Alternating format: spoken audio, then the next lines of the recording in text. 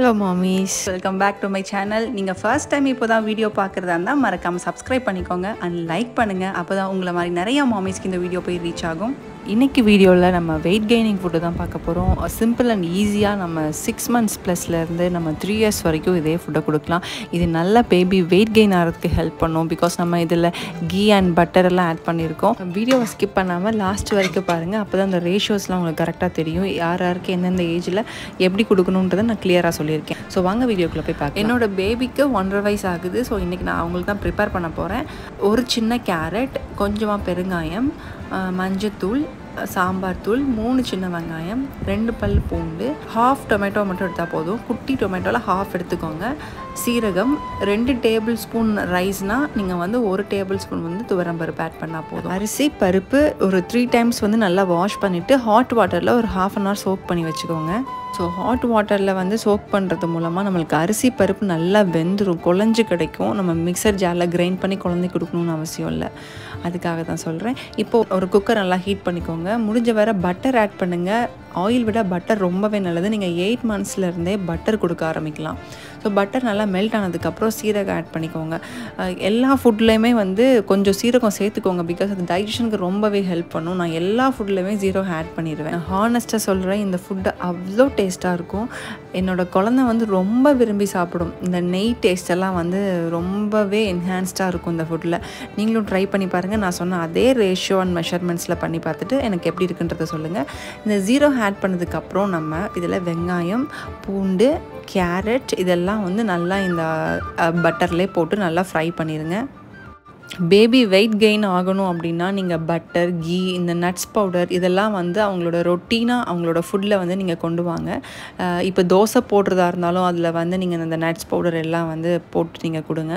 Because அதெல்லாம் கொடுக்க தான் உங்களோட பேபியோட வெயிட் கெயின் வந்து கிராஜுவலாக இன்க்ரீஸ் ஆகும்.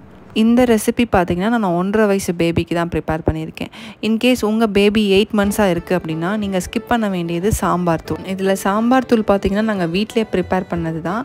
காரம் ரொம்பவே கம்மியாக இருக்கும். நான் ஒரு பிஞ்ச் மட்டும்தான் எடுத்திருக்கேன். நீங்கள் 1 yearக்கு மேலே மட்டும் இந்த சாம்பார் தூள் ஆட் பண்ணிக்கோங்க. அதர்வைஸ் இதை ஸ்கிப் பண்ணிவிடுங்க. அண்டு ரைஸ் அண்ட் தாலோட ரேஷியோ பார்த்திங்கன்னா நான் வந்து 2 டேபிள் ஸ்பூனுக்கு 2:1 எடுத்திருக்கேன்.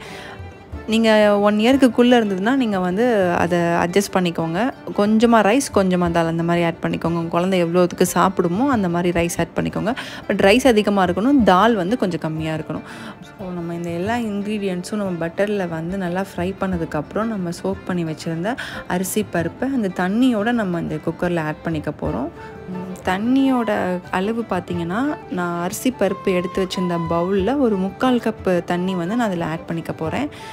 ஆஃப்டர் தட் இதுக்கு தேவையான மஞ்சத்தூள், சாம்பார் தூள், உப்பு, பெருங்காயம் இது 4யுமே சேர்த்துட்டு ஒரு குக்கரை வந்து லிட் போட்டு கவர் பண்ணிடுங்க. பெருங்காயம் வந்து கண்டிப்பாக சேர்த்துக்கோங்க.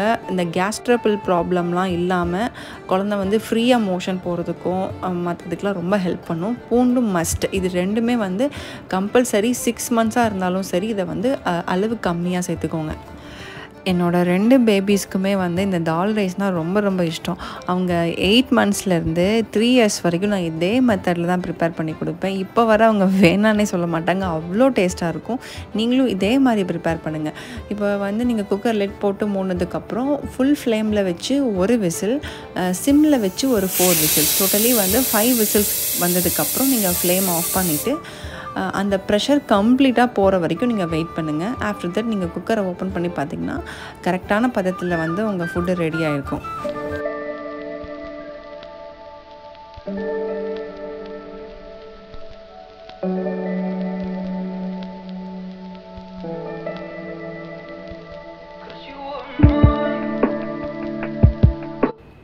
ஸோ ஃபைனலி ஒரு ½ ஸ்பூன் நெய் ஆட் பண்ணிவிட்டு ஒரு ஸ்மாஷஸ் வச்சு இதை நல்லா சாஃப்டாக வர மாதிரி நல்லா ஸ்மாஷ் பண்ணிக்கலாம்.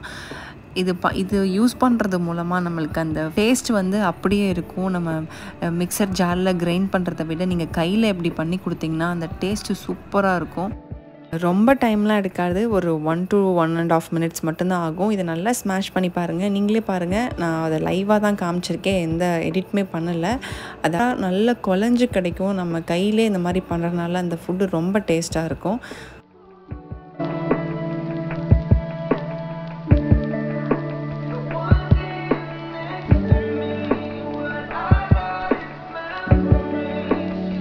அவ்வளோதாங்க, நம்மளோட யம்மியான தால் ரைஸ் வெறும் 10 நிமிஷத்தில் ரெடி ஆகிடுச்சு. நீங்கள் செஞ்சு பாருங்கள். செஞ்சு பார்த்துட்டு எனக்கு எப்படி இருக்குன்றத கமெண்ட்டில் சொல்லுங்கள்.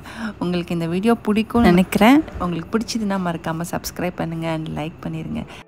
உங்களுக்கு ஏதாவது சஜஷன் இருந்தது அப்படின்னா நீங்கள் கமெண்ட் பாக்ஸில் சொல்லுங்கள். நான் இமீடியட்டாக ரிப்ளை பண்ணுறேன். ஓகே, நம்ம நெக்ஸ்ட் வீடியோவில் பார்க்கலாம். டாடா, பாய்.